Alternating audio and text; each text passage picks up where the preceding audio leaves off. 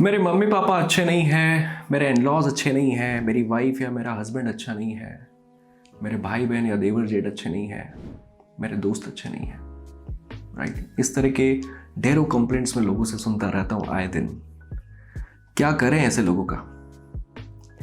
क्या करें? आपके लिए जाकर बदल दें उन लोगों को जो आपको पसंद नहीं है, पर ये तो संभव नहीं है। तो फिर क्या आपको बदल दें?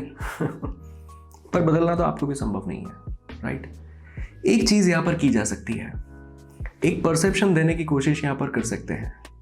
कहते हैं कि नजरिए अगर बदल जाए तो जिंदगी आसान हो जाती है। राइट, और ऐसी एक कोशिश करके देख लेते हैं। अगर आप ऐसे किसी व्यक्तियों में से हैं जो इस बात की कंप्लेंट कर रहे हैं कि उनके आसपास कोई व्यक्ति ऐसे हैं जो उन्हें पसंद नहीं है, या कोई ऐसी परिस्थितियां आपकी ज़िंदगी में है जो आपको पसंद नहीं है, या बुरी परिस्थितियां हैं, तो ये वीडियो आपके लिए।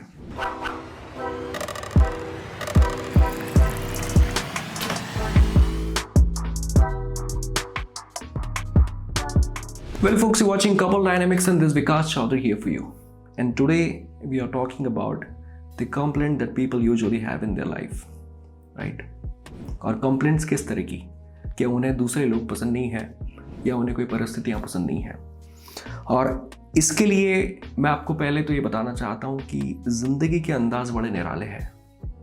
राइट, ज़िंदगी में बड़ा ही खट्टा मीठा मामला रहता है, उसमें बड़े उतार चढ़ाव हैं। वो उतनी आसान भी नहीं है कि हर चीज़ वैसे ही मिल जाए जैसे आपको पसंद है। ज़िंदगी हमें एक मेनू कार्ड देकर नहीं भेजती कि आप चूज़ कर लीजिए आपको क्या क्या पसंद है और क्या क्या चाहिए।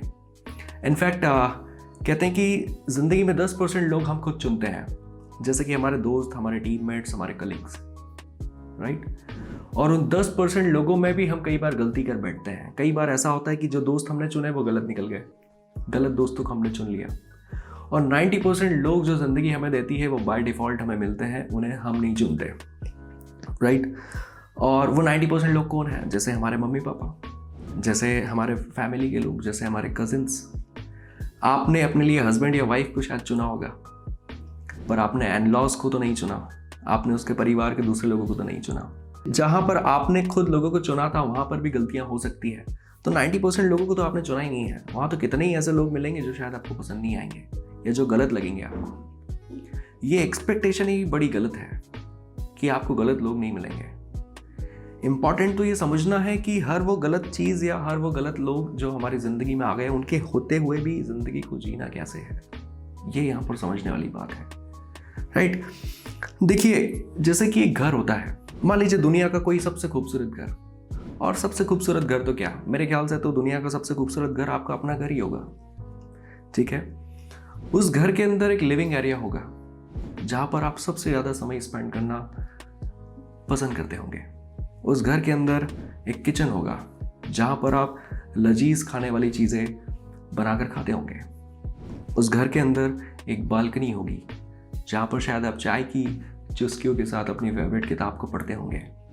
उस घर के अंदर एक बेडरूम होगा जहां पर आप अपना प्राइवेट टाइम या अपना प्राइवेट स्पेस यूज़ कर पाते हैं। राइट, या उस रूम को जिसको आप अपने ढंग से सजा सकते हैं। पर उसी घर के अंदर एक टॉयलेट भी होगा जिसे हम अच्छा नहीं मानते, जहाँ बहुत सारे बैक्टीरियाज होते हैं और भी कोई बड़ी अच्छी चीज़ नहीं होती। उसी घर के अंदर एक टेम्पल भी होता है जहाँ पर बड़ा पीसफुलनेस और बड़ी पवित्रता वाला एक्सपीरियंस हमें होता है। उसी घर के अंदर डस्टबिन भी होते हैं जिसमें हम गंदगी या कचरा और गार्बेज डालते हैं। उसी घर के अंदर वॉश एरियाज भी होते हैं जहाँ पर हम गंदी चीज़ों को धोते हैं।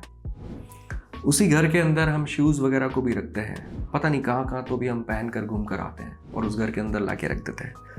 पॉइंट ये है दोस्त कि उस घर के अंदर हर चीज़ की एक अपनी जगह है। उस घर की ओरिएंटेशन कुछ ऐसी है कि हर चीज़ का प्लेसमेंट इतना ठीक से किया गया है कि हर वो चीज़ जो शायद अच्छी नहीं भी है, वो टॉयलेट्स और वो डस्टबिन्स, वो शू रैक्स, वो वॉश एरियाज, वो सब होने के बावजूद भी वो घर कभी भी गंदा नहीं लगता।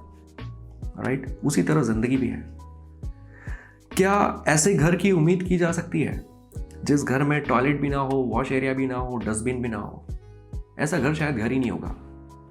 उसी तरह ऐसी जिंदगी की भी उम्मीद नहीं की जा सकती जहां पर बुरी चीजें ना हो या नेगेटिव चीजें ना हो या वो चीजें ना हो जो आपको गलत लगे। राइट, वो जिंदगी शायद जिंदगी नहीं होगी। इम्पॉर्टेंट ये है कि हमें हर तरह के लोग अपनी लाइफ में मिलेंगे। क्या हम सही प्लेसमेंट करना जानते हैं? क्या हम वो ओरिएंटेशन कर पाएंगे कि किस व्यक्ति को कहाँ रखना है, किस व्यक्ति को कितनी अहमियत देनी है, किस व्यक्ति को कितना सीरियसली लेना है, किस व्यक्ति को कितना समय और कितना स्पेस देना है? ये अगर आप सीख गए तो ज़िंदगी आसान हो जाएगी, राइट? यही सीखना है हमें दोस्त। ऐसा कोई व्यक्ति नहीं है दुनिया में जिसकी ज़िंदगी में ऐसे लोग नहीं है जिसे वो नापसंद ना करता हो, या ऐसी परिस्थितियाँ नहीं हो जिससे वो दिक्कत में ना रहा हो, राइट? हर इंसान की ज़िंदगी में ऐसे लोग हैं जिसे वो नहीं पसंद करता, या ऐसी परिस्थितियाँ हैं जैसे वो नहीं पसंद करते। पर इम्पॉर्टेंट ये है कि शायद वो प्लेसमेंट और वो ओरिएंटेशन उन्होंने ठीक से किया है, उनको लाइफ को ऑर्गेनाइज करना आता है, उन्हें पता है कि किसको कहाँ रखना है।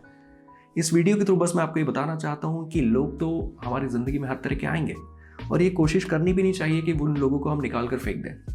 कैसा होगा अगर हम घर में से डस्टबिन से निकाल कर फेंक दें, या हम घर में टॉयलेट्स रखें ही ना? ऐसा संभव नहीं है। पर यह ज़रूर संभव है कि आप डस्टबिन के पास जाकर ना बैठे रहें, राइट? ये ज़रूर संभव है कि आप उस जगह ना बैठे रहें जहाँ जूते चप्पल रखे हुए हैं। उसी तरह ज़िंदगी में हर चीज़ का सही प्लेसमेंट आप कर दीजिए। ज़रूरी नहीं कि आप बुरे लोगों के साथ ज़्यादा टाइम स्पेंड करें, ज़रूरी नहीं कि आप उन्हें ज़्यादा सीरियसली लें। अब ये आपको समझना है कि आप उन लोगों के साथ कैसे डील करेंगे। आपको अपनी ज़िंदगी को ऑर्गेनाइज करते आना चाहिए।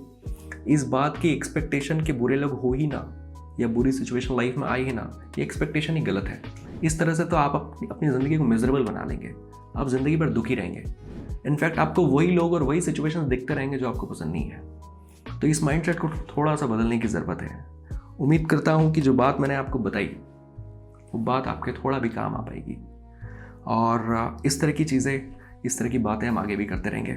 और लास्ट में एक और मैसेज फ्रेंड्स, वो ये कि लाइफ को जीने के लिए, या जिस तरीके से ज़माना बदल रहा है, जिस तरीके से मॉडर्नाइजेशन आते जा रहा है, हमें लोगों के साथ खुश रहने के लिए इमोशनल मैच्योरिटी की ज़रूरत है, इमोशनल एजुकेशन की ज़रूरत है। हमें अपनों के साथ खुश रहने के लिए, अपने पार्टनर के साथ खुश रहने के लिए कपल एजुकेशन की ज़रूरत है।